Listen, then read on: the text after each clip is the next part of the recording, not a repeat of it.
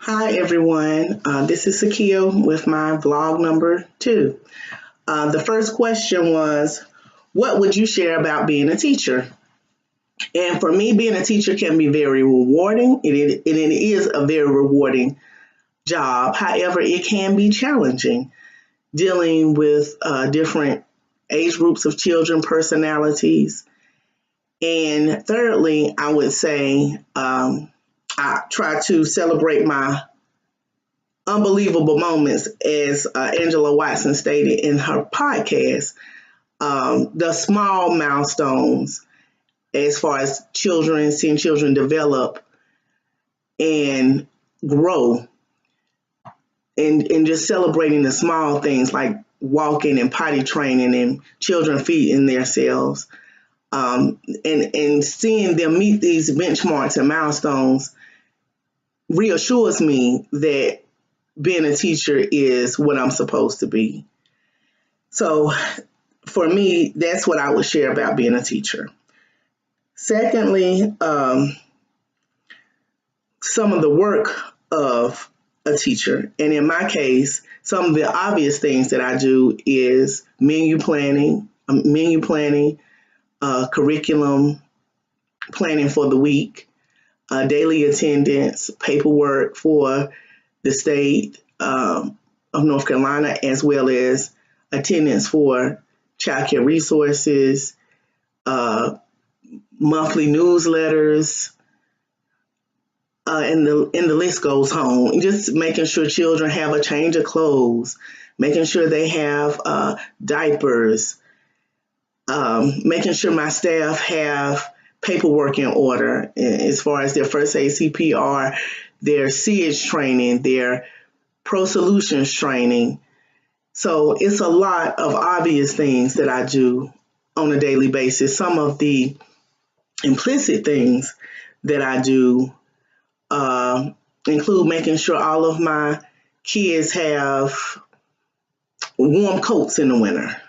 If they don't, I make sure they get one that they can fit and they can wear and that's comfortable. Um, Staying in tune with where my parents are as far as their working hours, if they're going to school, what their school hours are, so we can determine what hours they need for childcare. So those are some of the implicit things that I do. A story that I would care to share as it relates or illustrates my identity as a teacher would be that I do have a heart for single parents because I am a product of a single parent. And I try to encourage my single parents to go to school, to get an associate's, to get some type of job training so that they can work a job that's more conducive and flexible for parents, single parents. I also try to be there, a listening ear. For example, I had a parent that came in last Friday. She was crying. She had 6 children. They range in age from 15 until to 1 years old. And I could just see her stress level rising. She works a full-time job, and she has a lot of hats to wear.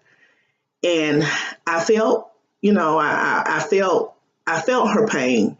So that evening after working, I took 2 of the kids out to eat, let them play, just so mom could have somewhat of a respite type situation, just to get some air and to relax. So those are the kind of things as a childcare provider that we kind of get involved with the whole family dynamics, and that can be challenging.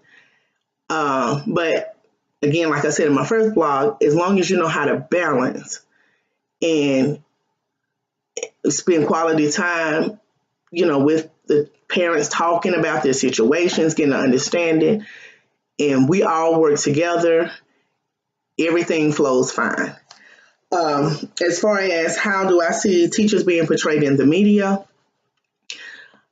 I don't see teachers being portrayed the way that they should be, us receiving the respect level that we deserve for the education that we have to be able to provide the children with the care, the learning, the nurturing that they need to be successful. Do I agree with how teachers are being depicted in the media? No, I do not. I do not agree. I think we should receive the compensation, the pay, so that we don't have, some teachers are working two jobs. And with the education that being a teacher requires, I just feel like, we teachers should be compensated, and preschool teachers as well should be compensated so that we are able to work one job and have our needs met and receive the respect that we deserve for the job that we do every day. The next question is, what have I quite not figured out about teaching? And I would say one thing that's I haven't figured out and can be somewhat frustrating to me is why some parents don't understand the importance of a good education. And why some parents don't receive and or respect the position of the teacher and the opinions of the teacher. Because at the end of the day, our job is to help the children thrive and do well in school and be productive adults. So that's one thing that I have not figured out about education. The second thing that I have not quite figured out about education is why preschool teachers don't or are not revered as K through 12 teachers. I have a lot of times people will call and say, well, I'm trying to find a babysitter.